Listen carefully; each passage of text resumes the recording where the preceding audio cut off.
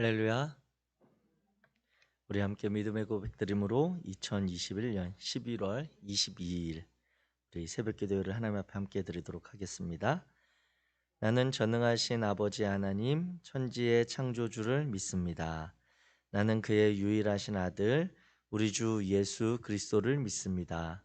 그는 성령으로 잉태되어 동정녀 마리아에게서 나시고 본디오 빌라도에게 고난을 받아 십자가에 못 박혀 죽으시고 장사된 지 사흘 만에 죽은 자 가운데서 다시 살아나셨으며 하늘에 오르시어 전능하신 아버지 하나님 우편에 앉아 계시다가 거기로부터 살아있는 자와 죽은 자를 심판하러 오십니다. 나는 성령을 믿으며 거룩한 공교회와 성도의 교제와 죄를 용서받는 것과 몸의 부활과 영생을 믿습니다. 아멘. 찬송가 211장입니다. 211장.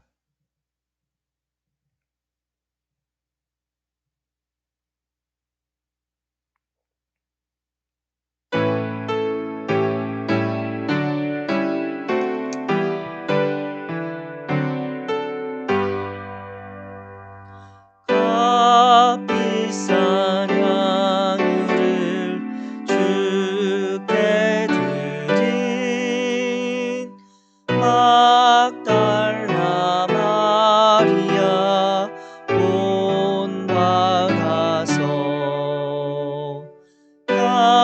향기로운 산제물 주님께 바치리. 사랑의 주 내 주님께 연약한 자에게 힘을 주고 어두운 세상에 빛을 비춰 성실과 인내로 내 형제 이끌리. 사랑의 주 내 주님께 두려운 마음에 소망 주고 슬픔에 쌓인 자 위로하며 길 잃은 자들을 간절히 이끌리. 사랑의 주 내 주님께 인생의 왕혼이 깃들어서 이 땅의 수고가 끝날 때에 주님을 섬기다 평안히 가리라. 사랑의 주 내 주님. 우리 3절 한 번 더. 두려운 마음에 소망 주고 슬픔에 쌓인 자 위로하며 길 잃은 자들을 친절히 이끌리. 사랑의 주 내 주님께.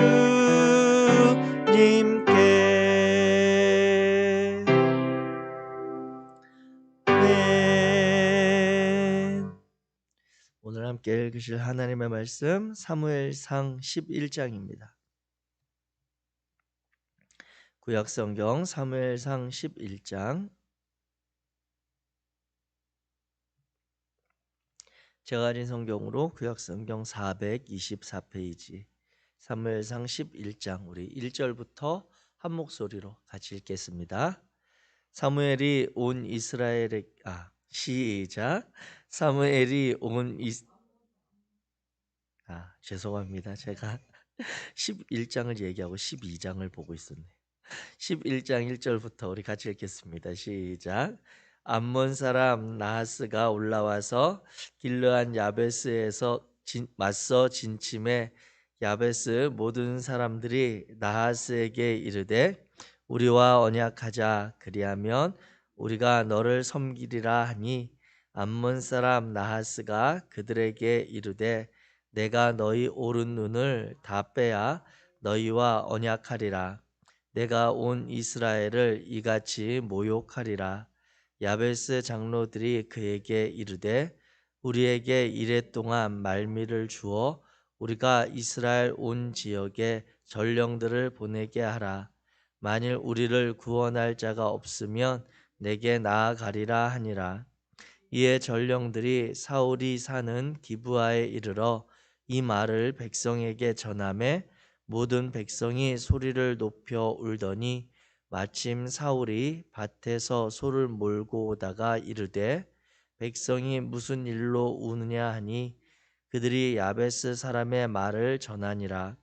사울이 이 말을 들을 때에 하나님의 영에게 크게 감동되매 그의 노가 크게 일어나 한 겨리의 소를 잡아 각을 뜨고 전령들의 손으로 그것을 이스라엘 모든 지역에 두루 보내어 이르되 누구든지 나와서 사울과 사무엘을 따르지 아니하면 그의 소들도 이와 같이 하리라 하였더니 여호와의 두려움이 백성에게 임하매 그들이 한 사람같이 나온지라.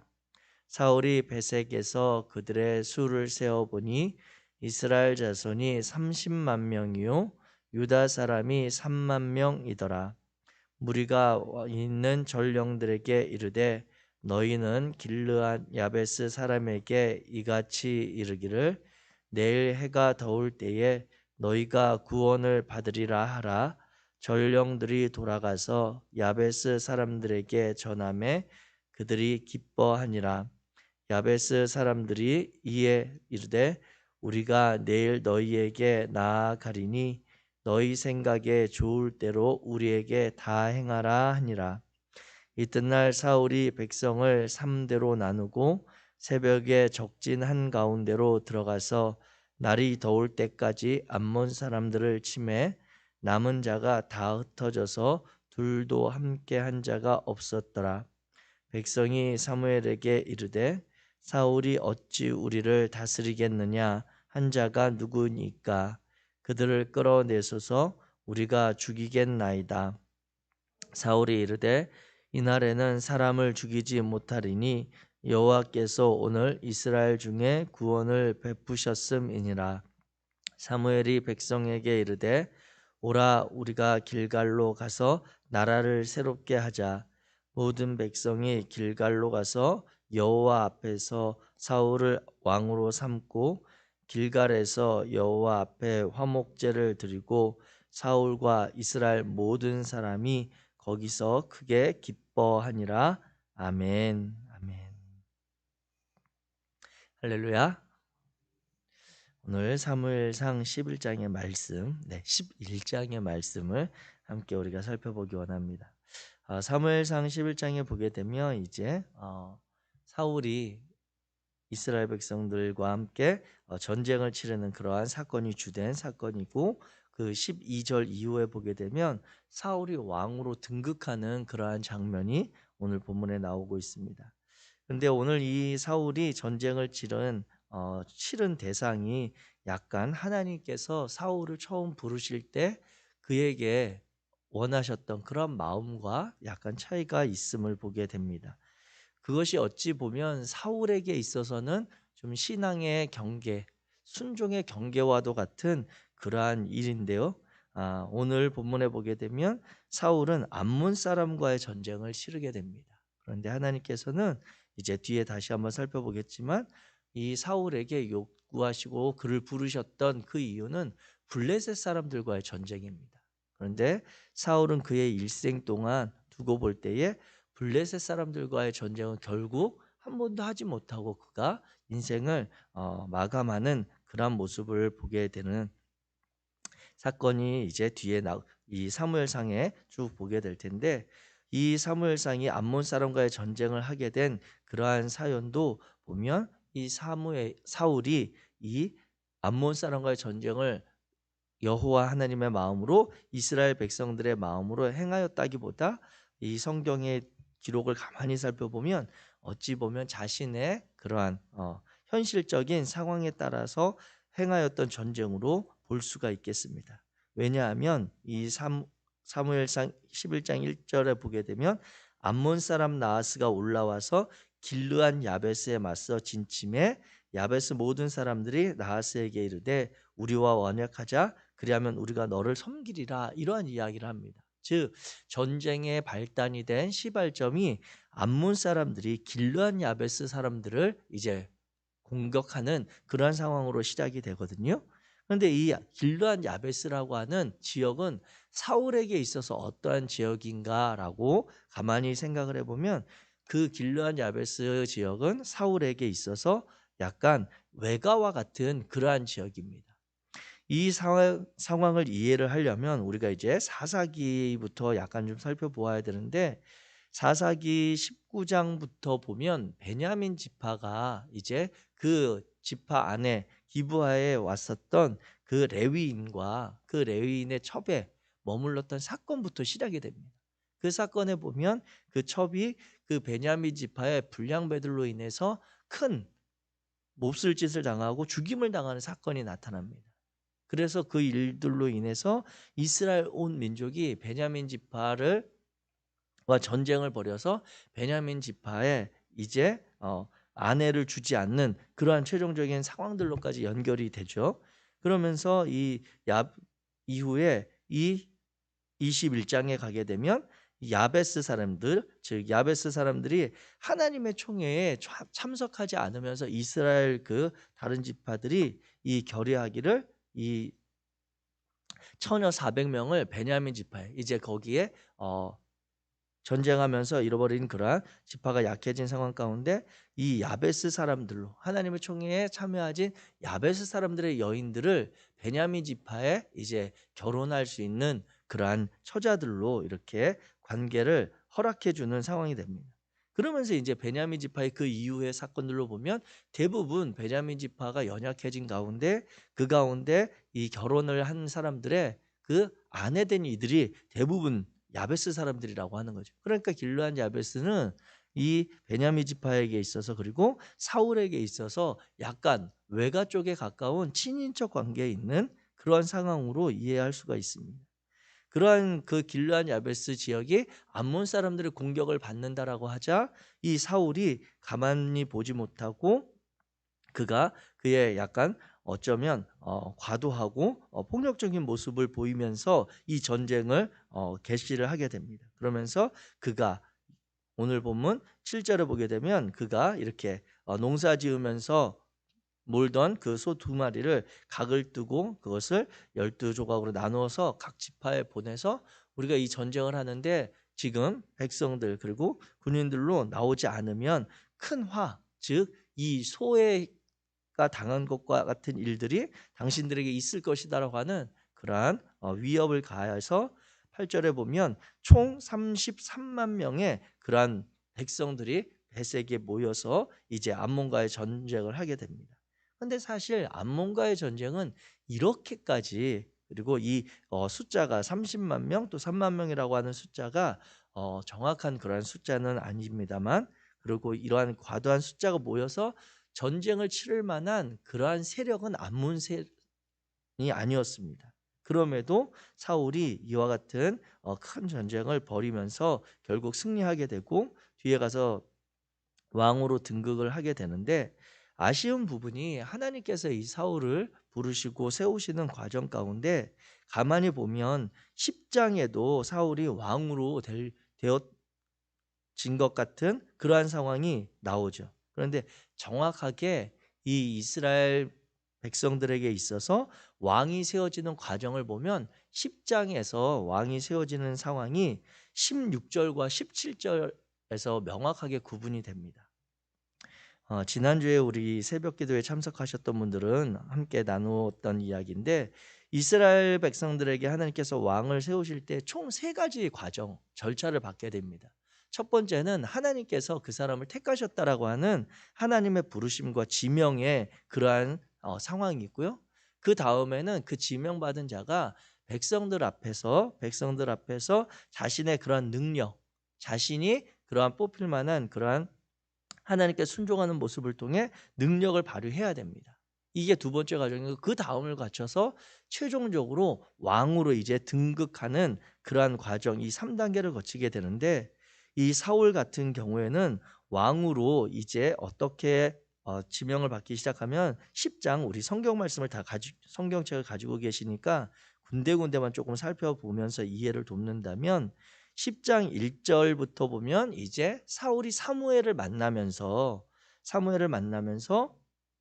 하나님께서 사무엘을 통해서 이 사울을 지명하는 상황이 나타나게 됩니다. 그래서 기름을 붓고 2절부터 6절에 이르기까지 총 3가지 그가 일어날 일들을 사무엘이 사울에게 일어날 일들을 예언을 해주죠. 이것이 하나님의 그러한 기름 부으심, 하나님께서 너를 택하셨다라고 하는 그것을 그에게 알려주는 것입니다. 그러면서 7절에 보면 사무엘상 10장 7절, 혹시 성경 가지고 보시는 분들 같이 한번 보겠습니다. 10장 7절 시작. 이 징조가 내게 임하거든 너는 기회를 따라 행하라. 하나님이 너와 함께 하시느니라. 아멘.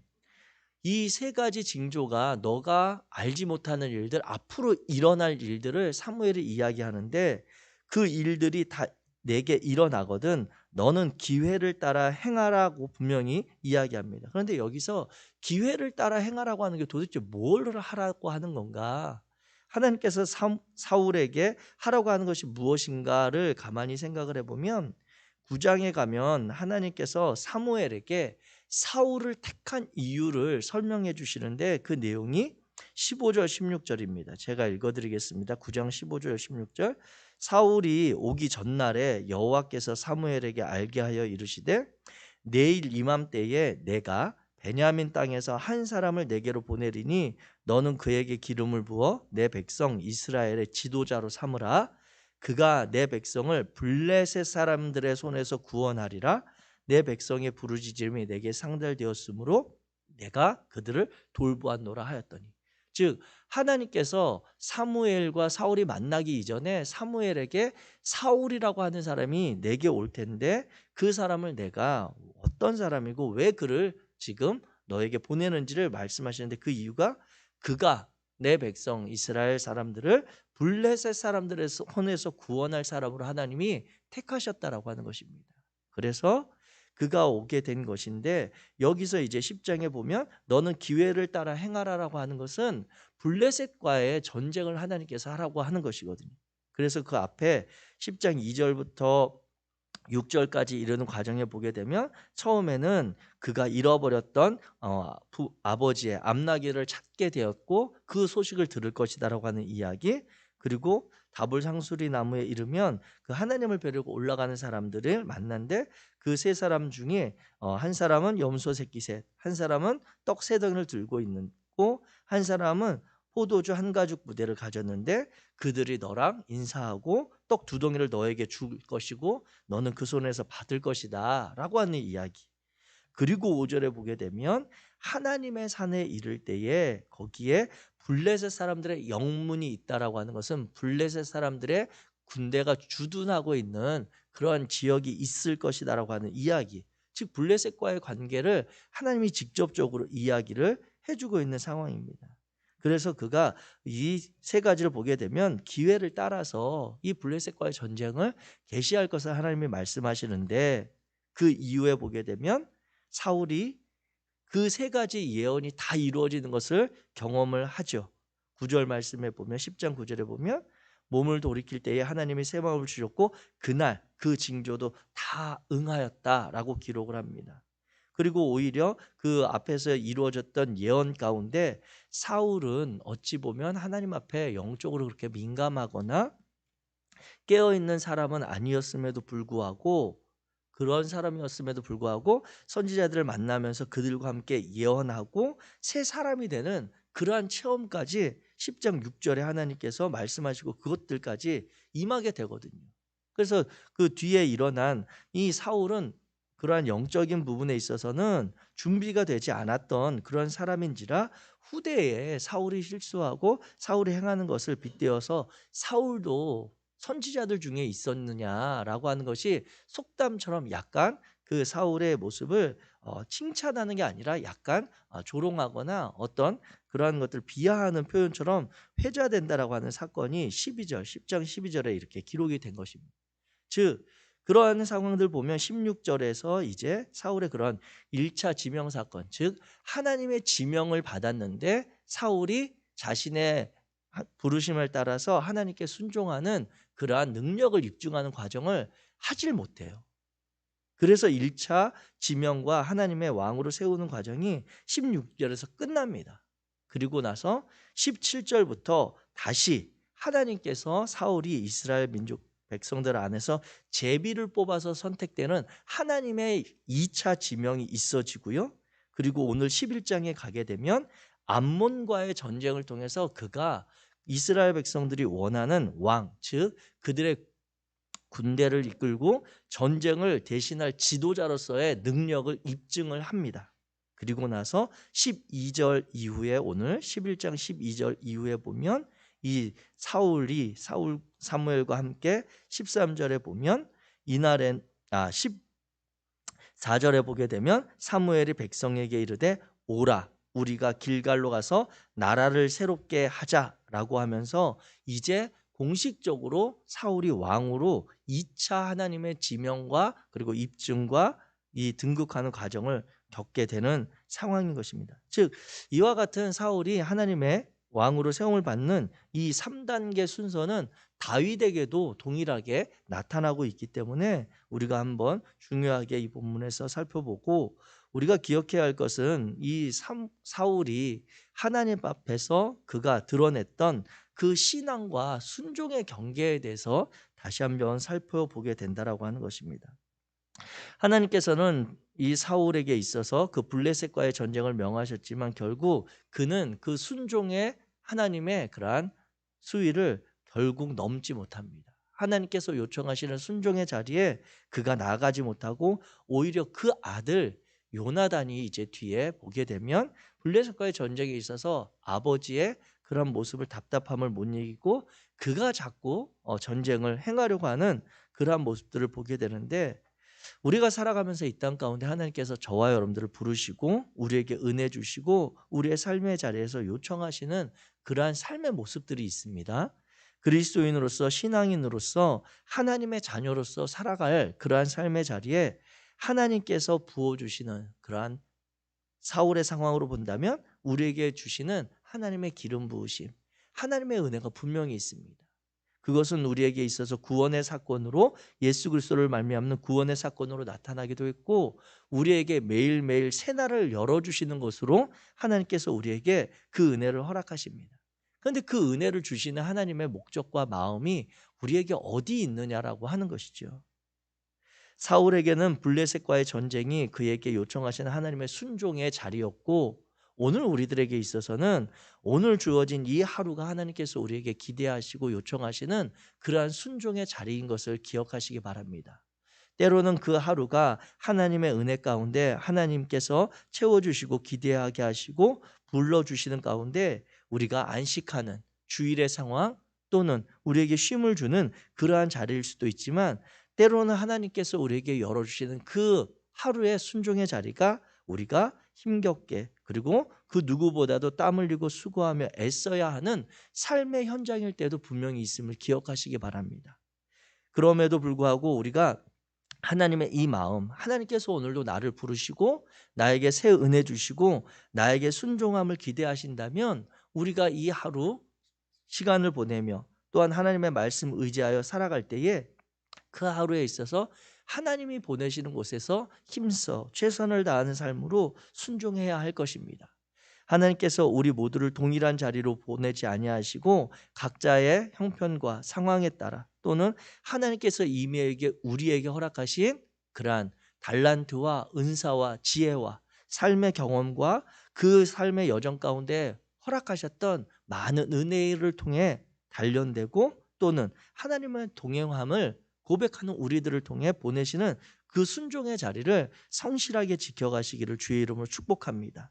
그래야 해서 사울이 이 사무엘을 통해 그리고 하나님과 함께 그 나라를 우리가 길갈로 가서 나라를 새롭게 하자라고 할 때 그 나라라고 하는 단어가 출애굽기 15장 17절 18절에 사용된 그러한 함모루카라고 하는 그 원어인데 그 단어가 의미하는 것은 무엇이냐면 야훼의 다스림을 상징하는 그러한 단어입니다.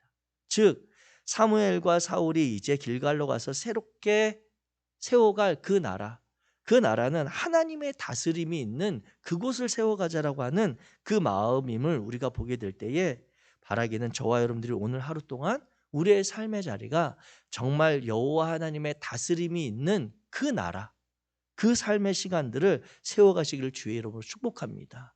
그래야 해서 그곳 가운데 하나님에 대해서 정말 그 복음이 선포되어지고 우리가 앞서서 211장 찬양했던 것처럼 연약한 자에게 힘을 주고 그리고 갈급하고 주님의 은혜가 필요한 자들에게 그들에게 하나님의 복음을 전하며 낙심하고 좌절한 자들은 주님의 은혜 가운데 친절히 이끌어서 하나님의 그 귀한 은혜를 함께 누리며 살아가는 그러한 삶, 그러한 오늘 하루 시간이 되시기를 주의 이름으로 축복합니다. 기도하겠습니다. 사랑의 하나님 감사합니다. 하나님께서 들어서 사용하시는 이들의 그러한 삶의 시간들, 과정들을 다시 한번 사무엘상의 말씀을 통해 살펴봅니다. 하나님께서 우리가 이미 하나님 앞에 어떠한 것을 드리기도 이전에 구원하시고 우리를 죄인 되었을 때 불러서 예수 그리스도의 십자가의 보혈로 구원해 주시고 매일매일 우리에게 새로운 날의 은혜와 힘을 공급해 주시니 감사합니다. 하나님의 그 마음과 뜻을 깨달아 오늘 하루를 살아가는 동안 우리가 주님 앞에서 주님의 부르심에 따라 순종하는 그러한 삶이 될 수 있도록 인도하여 주옵소서. 바라기는 우리의 힘과 우리의 능력이 부족할 때에 성령 하나님께서 그곳에도 함께 하시고 우리를 이끌어 주심으로 하나님의 뜻을 온전히 순종하고자 하는 자들의 삶을 세워주시고 주님께서 주장하여 주옵소서. 그래서 오늘 우리가 만나는 모든 관계들, 오늘 우리가 밟고 서는 그 모든 것들이 하나님의 다스림, 하나님의 임재, 하나님의 함께 하심을 사람들 앞에 드러낼 수 있도록 우리를 사용하여 주옵소서. 우리 가운데 함께 하시며 동행하실 성령 하나님을 의지하고 예수 그리스도의 이름으로 축복하고 기도합니다. 하늘에 계신 우리 아버지여, 이름이 거룩히 여김을 받으시오며 나라가 임하시오 뜻이 하늘에서 이루어진 것 같이 땅에서도 이루어지이다. 오늘 우리에게 일용할 양식을 주시옵고 우리가 우리에게 죄 지은 자를 사하여 준 것 같이 우리의 죄를 사하여 주시옵고 우리를 시험에 들게 하지 마시옵고 다만 악에서 구하시옵소서. 나라와 권세와 영광이 아버지께 영원히 있사옵나이다. 아멘.